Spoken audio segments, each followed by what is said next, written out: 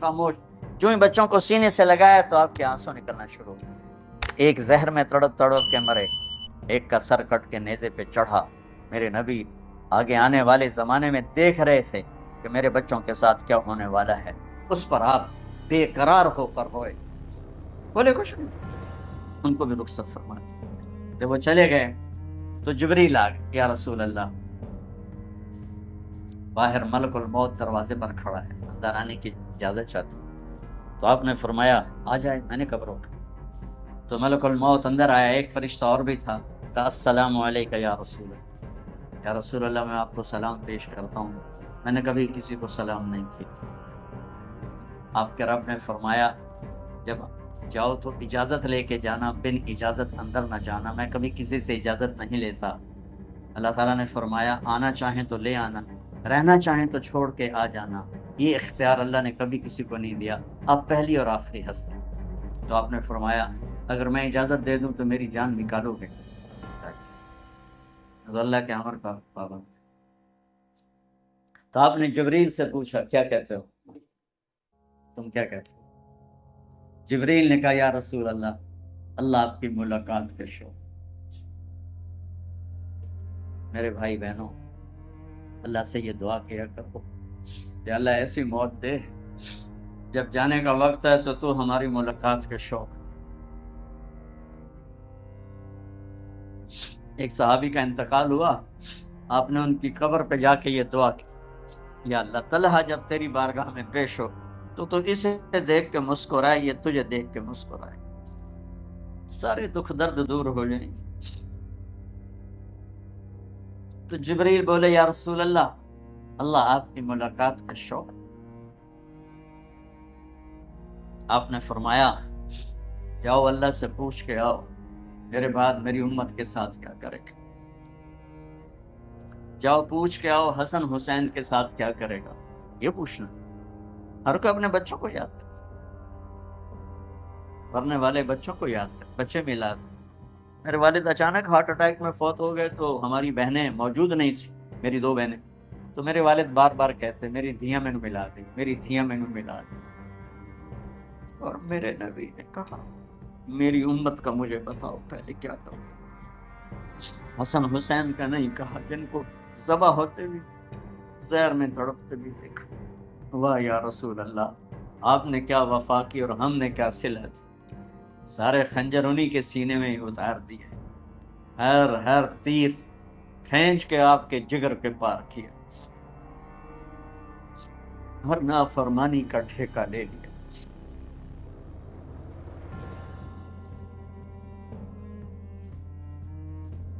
آؤ پوچھ کے آؤ میرے بعد میری امت کا کیا کرے گا. تو جبریل جا کر پیغام لائے کہ اللہ تعالیٰ فرما رہے ہیں ہم آپ کی امت کو تنہا نہیں چھوڑیں. میرے رب کی عزت کی قسم, خواتین و حضرات, میرے رب کی عزت کی قسم, میرے نبی یہ بات نہ اٹھاتے تو کوئی ہم میں خنزیر بنتا, کوئی بندر ہو جاتا, کوئی کتا ہو جاتا, کوئی سانپ بچھو بن جاتا. اللہ کی ہم سے کیا رشتہ دار. اس کملی والے پہ درود و سلام پڑھو جس نے اولاد کو پیچھے کر کے تمہیں اللہ سے مانگا. اور محشر کے میدان میں جب جہنم آ کے ایک چیخ مارے گی اور ایک آدم سے لے کر عیسیٰ علیہ السلام تک ہر نبی کہے گا نفسی نفسی, ہر ماں باپ کہے گا نفسی نفسی, ہر بیٹا بیٹی کہے گا نفسی نفسی, ہر خامن بیوی کہے گا نفسی نفسی, ہر بھائی بہن کہے گا نفسی نفسی. حضرت ابراہیم کہیں گے یا اللہ کسی کا سوال نہیں کرتا, میری جان بچ. عیسیٰ علیہ السلام کہیں گے یا اللہ میں اپنی ماں مریم کا بھی سوال نہیں کرتا, میری جان. بس نفسی نفسی کے ہنگامے میں ایک آواز آئے گی امتی امت.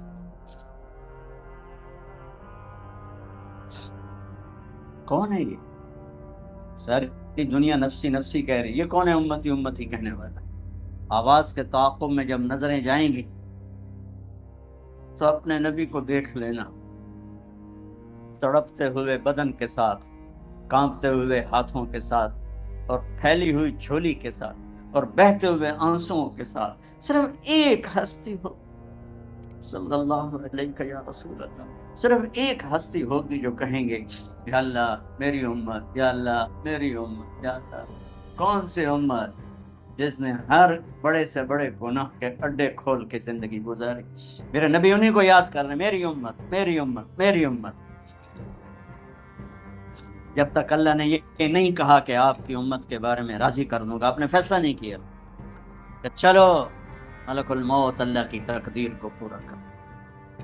اور جاتے ہوئے 2 نصیحتیں فرمائیں، وہ بھی بچوں کے لیے نہیں، بیویوں کے لیے نہیں، امت کے لیے. الصلاۃ وما ملکت ایمانکم، اے میری امت نماز نہ چھوڑنا، نوکروں سے اچھا سلوک کر. حقوق اللہ نماز، حقوق العباد غریب لوگ. اور فرمایا غریبوں پہ ترس کھانا، اپنے نوکر ملازم غلاموں پہ ترس کھانا. اور نماز نہ چھوڑ، نماز نہ چھوڑ، نماز نہ چھوڑنا. نماز آخر الفاظ سے، نماز نہ چھوڑ، نماز نہ چھوڑ، نماز نہ چھوڑ. رب حضرت عائشہ کے سینے پر اس طرح نیم دراز تھے. حضرت عائشہ یوں سیدھا بیٹھی ہوئی تھی. اب فرمایا کل مجھے فخر حاصل ہے، مات فی سحری و نحری، میرے نبی نے میری گردن اور سینے کے درمیان اللہ کو جان پیش کی. آپ اس طرح نیم دراز تھے. تو تھوڑی دیر پہلے عبد الرحمن بن عوف آئے، آپ کے عبد الرحمن بن ابو بکر آئے، آپ کے ہاتھ میں تازہ مسواک تھا. آپ مسواک بہت فرماتے تھے. تو آپ اتنے کمزور ہو چکے تھے کہ بولا نہیں جا رہا تھا. تو آپ کی نظریں مسواک پہ ٹک گئیں، دیکھے جا رہے ہیں، مسواک کو دیکھے جا رہے ہیں. حضرت عائشہ نے محسوس کیا کہ نظریں مسواک پر ہیں. تو کہا یا رسول اللہ آپ مسواک کرنا چاہتے ہیں؟ تو آپ نے تو حضرت عائشہ نے اب بھائی سے لے کر وہ لکڑی اور اپنے منہ میں چبائی اور آپ کے منہ میں اس طرح کر کے خود چلائی. کہا میں وہ خوش قسمت ہوں جس کا لعاب آخری غذا تھی جو میرے نبی کے منہ میں گیا، وہ حضرت ام عائشہ کا لعاب مبارک تھا. اور پھر اس کے بعد اگلا یہ سارا واقعہ ہوا. تو آپ نے کہا الصلاۃ وما ملکت ایمانکم، ایک نماز نہ چھوڑنا، ایک اپنے نوکر نوکرانی غلاموں سے اچھا سلوک کرنا. اور پھر اللہم الرفیق الاعلی، یا اللہ بلا لے. جب آپ نے اعلان کیا کہ چلو تقدیر کو پورا کرو، تو جبریل بھی غمگین ہو کر کہنے لگے یا رسول اللہ پھر میرا بھی آج دنیا میں آخری دن ہے، آج کے بعد میں بھی کبھی اس دنیا میں لوٹ کے نہیں آؤں. یعنی وحی کے ساتھ آپ کی آنکھیں بند ہوئیں. حضرت عائشہ رضی اللہ تعالیٰ عنہ کی چیخ نکلی تو ساری بیگمات دوڑی دوڑی آئیں. تو آپ کی منزل پوری ہو چکی تھی. تو آپ کو لٹایا گیا اور چادر ڈال دی گئی. ابو بکر رضی اللہ تعالیٰ عنہ اپنی دوسری بیگم کے پاس گئے تھے عوالی، 3-4 میل. پتہ چلا تو وہاں سے گھوڑے پر وہ دوڑتے ہوئے آئے اور آ کر آپ کے ماتھے سے چہرے سے کپڑا ہٹایا اور آپ کے ماتھے پر بوسہ لیا. تو آپ کے آنسو ماتھے پر گرے. کوا و نبی یا وا خلیلا وا صفیہ، ہائے میرا نبی، ہائے میرا دوست، ہائے میرا خلیل، ہائے میرا جگر. کہ یا رسول اللہ آج کے بعد آپ کوئی دکھ نہیں دیکھیں. جب آپ درد سے بے قرار تھے، حضرت بی بی فاطمہ رضی اللہ تعالیٰ عنہ ساتھ بیٹھی تھی، تو آپ کی بے قراری کو دیکھ کر وہ رونے لگی کہ ہائے میرے ابا کا درد، ہائے میرے ابا کا درد. تو میرے نبی نے کہا ما علی ابیک کرب بعد اليوم، بیٹی آج تیرے باپ کے دکھ کا آخری دن ہے، آج کے بعد کوئی دکھ نہیں دیکھیں گے. تو صدیق نے کہا آپ آج کے بعد کوئی دکھ نہیں دیکھیں. آپ تشریف لے گئے مسجد میں. تو کوہرام مچا ہوا تھا، کچھ گمسم تھے، اور عمر رضی اللہ عنہ تلوار اٹھائے ہوئے تھے.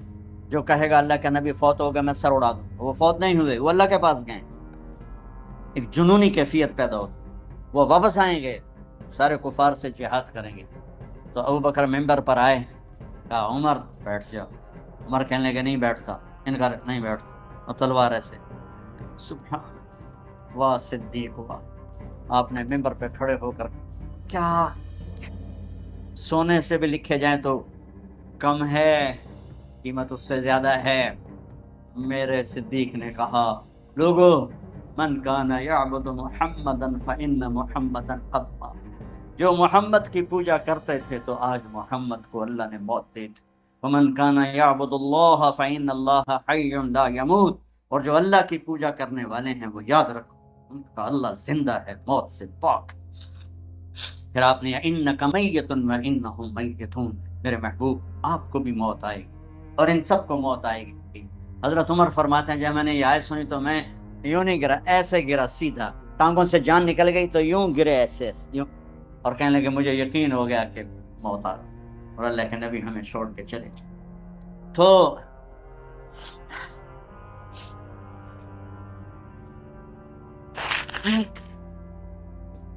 غسل کون دے، کیسے دے؟ اہل بیت نے غسل دینا تھا۔ آپ کے کپڑے اتار کے غسل دیا جائے یا جو آپ نے کپڑے پہنے ہیں اسی میں غسل دیا جائے تو پریشان ہے، کیا کیا جائے؟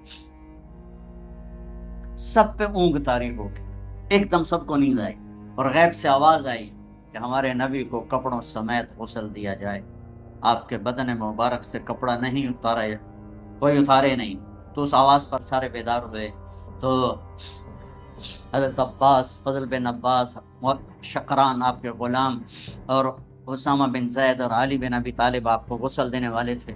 حضرت علی آپ پر پانی ڈال رہے تھے اور فضل بن عباس جسم کو مل رہے تھے، اور حضرت علی ساتھ ساتھ روتے ہوئے، یا رسول اللہ، آپ نے ہی ہمیں صبر کا حکم دیا، اگر آپ ہمیں صبر کا نہ کہتے تو آج ہم دنیا کو رو کے دکھاتے، اور آج ہم دنیا کو اپنا غم دکھاتے کہ کس طرح غم کیا جاتا ہے۔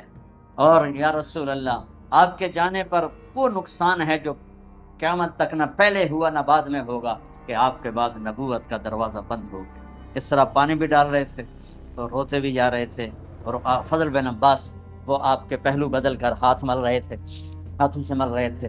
قبر کے کھودنے کا وقت آیا تو وہ لحد ہوتی ہے، کھڈا کھود کے پھر سائیڈ میں کھڈا کھودا جاتا ہے، اور ایک ہوتا اسٹریٹ جیسے ہمارے یہاں ڈال کے اوپر وہ سلیب ڈال دیتے ہیں، تو کیسے بنائی جائے؟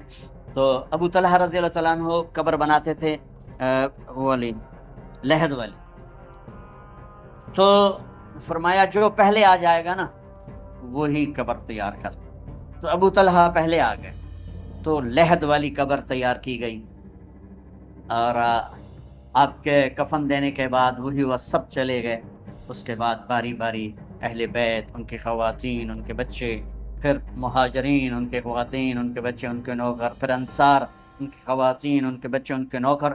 تو پیر اور منگل یہ 2 دن سارے گزر گئے، اور منگل کو عشاء کے بعد جا کر یعنی بدھ کی رات آپ کی تدفین کا وقت آیا۔ تو جب آپ کو قبر میں اتار دیا گیا تو مغیرہ بن شعبہ رضی اللہ عنہ کھڑے تھے، انہوں نے اپنی انگوٹھی اتار کے اندر پھینک لاحد، تو پھر کہنے لگے علی کہ میری انگوٹھی نیچے گر گئی ہے، اٹھا لو۔ ایک بہانہ کیا نبی کو غصہ لینے کا، انگوٹھی پھینک کر فرمانے لگے علی وہ میری انگوٹھی گر گئی ہے، اٹھا لوں۔ سب دیکھ رہے تھے کہ پڑی ہوئی کہاں اٹھا لوں، تو انگوٹھی کیا اٹھانی تھی، نیچے جا کر اللہ کے نبی کو لپٹ گئی اور دھاڑ دھاڑ رونا شروع کیا، سب صحابہ کی چیخیں نکال دی۔ انگوٹھی تو ایک بہانہ ہی تھا، آخری شخص جس کا جسم نبی کے جسم سے ٹچ ہوا وہ مغیرہ بن شعبہ ہے۔ تو پھر سب نے شور مچایا کہ باہر نکالو، باہر نکالو، باہر نکلو، باہر نکلے۔ تو اینٹیں لگائی گئیں، پھر مٹی ڈالی گئی۔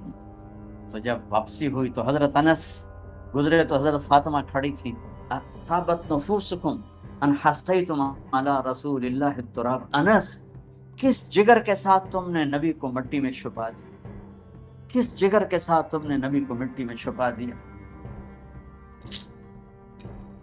اللہ سے ملا دے، قبر دیکھنے کو خوفناک ہے، اگر اللہ راضی ہے۔ جب کبھی قبر سے ڈر لگتا ہے، بہت ہی لگتا ہے، تو خیال آتا ہے اگر اللہ راضی ہے پھر تو مسئلہ ہی کوئی نہیں ہے، کیونکہ اللہ نے اپنے محبوب کو بھی قبر میں اتارا، یہ نہیں کہا کہ ایک خوبصورت بیڈ روم بنا کے اس میں لٹا دو، کہا قبر میں اتارو۔ اگر اللہ راضی ہے تو مرنے والی ہو یا مرنے والا ہو تو مزے ہی مزے ہیں۔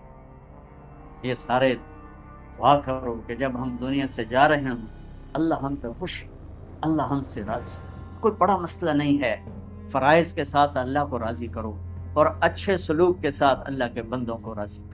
اپنی زبان کو خوبصورت بول کا عادی بنا دو، اس سے گالی، اس سے غیبت، اس سے چغلی، اس سے شکایت، اس سے تانے، اس سے طنز اللہ کے واسطے نکال دو، اور اس زبان کو میٹھے بول کا عادی بنا لو۔ کڑوے سے کڑوے زہریلے بولوں کو پی جاؤ، پی جا ایام کی تلخی کو بھی ہنس کے ناصر، غم کے سہنے میں بھی قدرت نے مزہ رکھا ہے۔ تو داستان غم ہے، بڑی طویل ہے، آج بڑے عرصے کے بعد میں نے آپ کو سنایا ہے، تو پہلے کوئی ایسا مجھے موقع نہیں ملا کہ میں کچھ تفصیل پڑھ کے آتا، تو جتنا میری یادداشت میں تھا وہ میں نے آپ سے شیئر کیا۔ ہر ایک نے جانا ہے، اور ہم چاہتے ہیں جب ہم جائیں تو یہ ہمارے ایسے جانشین ہوں کہ اللہ پاک انہیں ہماری قبروں کے ٹھنڈا ہونے کا ذریعہ بنائے۔ میم اکیڈمی کوئی کاروباری ادارہ نہیں، کوئی اس سے ہم پیسے نہیں بنا رہے، بلکہ اپنی قبر بنانے کی فکر کر رہے ہیں، اور اس آنے والے سیلابی ریلے کو جو فحاشی، عریانی، بد اخلاقی، بد کرداری کا ایک افریت آ رہا ہے، اس سے یہ ہمارے بچے سیسا پلائی دیوار بنے۔ اس چیز کو اس طرح نہیں روکا جائے گا جیسے جہاں زیب نے کہا کہ کمروں میں بند کر دو، اس کو روکا جائے گا کہ ان کو اپنے محبوب کا شیدائی بنا دو، اپنے محبوب کی محبت دے دو، اور پھر کی محمد سے وفاتوں نے تو ہم تیرے ہیں، یہ جہاں چیز ہے کیا لوح و قلم تیرے۔ السلام۔ کارپیٹڈ سفید راستہ، نہ موڑ ہے، نہ نیچے ہے، نہ اوپر ہے، اور اس میں رات بھی آتی ہے تو روشن ہو کے دن میں تبدیل ہو جاتی ہے۔ کتنی بڑی تسلی ہے میرے نبی کی۔ اور میرا نبی اپنے تجربے سے نہیں کہہ رہا، اللہ کی سسٹم کو دیکھ کے بتا رہا، اللہ تعالیٰ کا نظام کو دیکھ کے بتا رہا ہے۔ تو آپ نے فرمایا اس پہ آ جاؤ، جہاں مرضی رہو، مدینے رہو، برمنگم رہو، سیدھا اللہ کی رضا لے کے جاؤ۔ لا یزیغ عنہا الا ہالک، اس راستے کو چھوڑو گے ہلاکت تمہارا مقدر بن جائے گی۔ تو اللہ تعالیٰ نے ایک حبیب بنایا، اللہ نے کسی نبی کی قسم نہیں کھائی قرآن میں، اپنے نبی کی قسم کھائی، لعمرک، اے میرے محبوب مجھے آپ کی جان کی قسم۔ آپ کو پتا ہے ہمارے انڈیا پاکستان میں جس سے زیادہ محبت کا اظہار کرنا ہو تو کہتے ہیں تیری جان کی قسم، حالانکہ یہ ٹھیک نہیں ہے، لیکن ہم کہتے ہیں تیری جان کی قسم۔ اور میرا اللہ اپنے حبیب سے کہہ رہا ہے میرے محبوب آپ کی جان کی قسم۔ اللہ نے کسی نبی کے شہر کی قسم نہیں کھائی، اپنے حبیب کے شہر کی قسم کھائی۔ لا اقسم بہذا البلد وانت حل بہذا البلد ووالد وما ولد، 4 قسمیں مکے کی۔ اچھا اس میں لا جو آیا نا، لا نہیں، تو ایک اس کا ترجمہ ہے کہ یہ لا اضافی ہے۔ اللہ کہہ رہا ہے اقسم بہذا البلد، میں قسم کھاتا ہوں اس شہر کی۔ اچھا عربیت میں بڑا وسعت ہے، اس کا ایک معنی شاید آپ نے کبھی نہ سنا ہو، اس کا دوسرا معنی ہے جہاں لما چھپا ہوا ہے، لما لا، میرے نبی جس شہر میں آپ ہوں میں کیوں نہ اس کی قسم کھاؤں، وہ کتنا برکت والا شہر ہے، میں کیوں نہ اس کی قسم کھاؤں۔ اس کا تیسرا معنی کہ لا کو اصل بنا دو، کہ میرا رب کہتا ہے کہ میرے محبوب جس شہر میں آپ ہوں آپ کا ہونا ہی اتنا بابرکت ہے کہ مجھے اس شہر کے قسم کھانے کی ضرورت ہی کوئی نہیں۔ آپ کی کتاب کی قسم کھائی، یاسین والقرآن الحکیم، تورات کی قسم نہیں، زبور کی قسم نہیں، انجیل کی قسم نہیں، بائبل، لا یاسین والقرآن الحکیم۔ نوح علیہ السلام کو قوم نے کہا انا لنراک فی ضلال مبین، اے نوح تو گمراہ ہے، انہوں نے کہا لیس بی ضلالۃ، میں گمراہ نہیں۔ ہود علیہ السلام کو ان کی قوم نے کہا انا لنراک فی صفاحۃ، آپ نے کہا لیس بی صفاحہ، میں پاگل نہیں ہوں۔ نبی پہ اعتراض ہوا، نبی نے جواب دیا، میرے نبی پر بھی اعتراض ہوا، وَيَقُولُ الَّذِينَ كَفَرُوا لَسْتَ مُرْسَلًا، تجھے کس نے رسول بنایا، تجھے کس نے رسول بنایا، یَأْكُلُ الطَّعَامَ وَيَمْشِي فِي الْأَسْوَاقِ، تو ہماری طرح زندگی گزارتا ہے، نہ تیرے پاس فرشتے آتے ہیں نہ تیرے پاس کچھ ہے، تو تجھے کس نے نبی بنا دیا، تو نبی نہیں ہے۔ تو میرے رب نے فرمایا میرے محبوب آپ نے جواب نہیں دینا، میں جواب دوں، تیرا رب جواب دے گا، اور قسم کھا کے یاسین والقرآن الحکیم انک لمن المرسلین، اللہ نے 2 قسمیں کھائیں، ایک یہ والقرآن الحکیم، ایک ان اور لام جب جمع ہوتے ہیں وہ قسم بن جاتا ہے۔ اللہ نے 2 دفعہ قسم اٹھا کر کہا آپ میرے رسول علی صراط مستقیم، آپ سیدھے راستے پر ہیں۔ یعنی آپ لوگوں نے لگایا ہوتا کیا دن جڑا موبائل چھوندا راہ دسنا تھا نیویگیشن، وہ تو غلط بھی ہو جاتا ہے۔ ابھی ہم قریب آ کے کھبے سجے ہو رہے تھے کہ وہ اور میرا رب کہتا ہے جو نیویگیشن میرا نبی تمہیں دے گیا ہے قیامت تک اس میں کوئی خطا نہیں آئے گی. آنکھیں بند کر کے چلو. اصل منزل اللہ ہے کہ اللہ راضی ہو جائے. اصل منزل اللہ ہے اور اللہ نے اپنی رضا کو لگا دیا ہے اپنے حبیب کے ساتھ کہ میرے محبوب کی زندگی اپنانی ہوگی. عبادات تو تھوڑی سی ہیں, 5 نمازیں ہیں, 30 روزے ہیں, زکوٰۃ اور حج پیسے والوں پر ہے, غریبوں پر نہیں ہے. باقی آپ چونکہ فیملیز بیٹھی ہوئی ہیں, میرے نبی نے گھر کی زندگی کیسے گزاری, 11 شادیاں کیوں کی؟ شوق کی تھی. او بھائی کھڑے ہو کے پینا بھی سنت ہے, کوئی فتویٰ نہ دے دے. کیونکہ ہندوستان پاکستان میں مفتی ڈھیر سارے, ٹھک فتویٰ. میں سوچ سمجھ کے یہاں پانی پی رہا ہوں کیونکہ, اور احتیاطاً اس لیے کہہ دیا کہ ضرور کسی نے کہنا تھا مولوی کھلو کے پانی پیتی جاندہ ہے. میرے نبی نے کھڑے ہو کے پیا ہے, اپنی امت کو سہولت دی ہے. کھڑے ہو کے پیشاب بھی کیا ہے, اپنی امت کو سہولت دی ہے. آپ نے فرمایا میں نے جہاں شادی کی اور جہاں بیٹی کی شادی کی, آسمان سے جبریل آئے اور کہا یا رسول اللہ, اللہ فرما رہے ہیں یہاں شادی کریں, یہاں شادی کریں, یہاں شادی کریں, یہاں شادی کریں. پھر آپ نے فاقے کے ساتھ ان بیویوں سے کیا سلوک کیا کہ وہ قربان ہونے لگی. 3 دن نہیں, 2 مہینے گھر میں چولہا نہیں جلتا تھا. کسی بیوی کے گھر میں 2 مہینے چولہا نہیں جلتا تھا. حضرت عروہ بن زبیر نے پوچھا حضرت عائشہ سے, خالہ جان پھر آپ کھاتے کیا تھے؟ کہ کھجور اور پانی, کھجور اور پانی. ایک رات آپ حضرت عائشہ کے ساتھ لیٹے ہوئے تھے تو کبھی یوں کروٹ بدلے اور کبھی ایسے کروٹ بدلے, اور جلدی جلدی یہ پروسیس چل رہا تھا. پھر ایک دم آپ آگے بڑھے اور جو چارپائی کی وہ لکڑی ہوتی ہے جس کے ساتھ وہ بنا ہوتا ہے بان, اس پر اپنے پیٹ کو ٹکایا, دھڑ نیچے اور پیٹ لکڑی کے ساتھ ایسے پریس. حضرت عائشہ اٹھ کے بیٹھ گئے, یا رسول اللہ کیا ہوا؟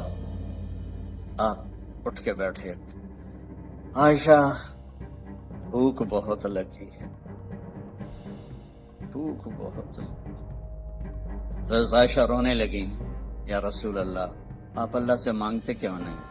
کہ نہیں عائشہ, مجھ سے پہلے میرے بھائی جو نبی آئے تھے وہ اسی طرح دنیا سے گئے, میں بھی اسی طرح دنیا سے جاؤں گی. اس فاقے کے باوجود بیویاں قربان ہو رہی ہیں. کیا زندگی تھی. آپ نے کبھی کسی بیوی کو تانا نہیں دیا. کسی بیوی غصے میں آ جاتی تھی, آپ خاموش رہتے, ایک لفظ نہیں بولتے تھے. چپ رہنا سیکھ لو. اگر آپ گھروں کو بسانا چاہتے ہیں, میرے نبی نے طریقہ بتایا, چپ رہنا سیکھو, لبوں کو سینا سیکھو.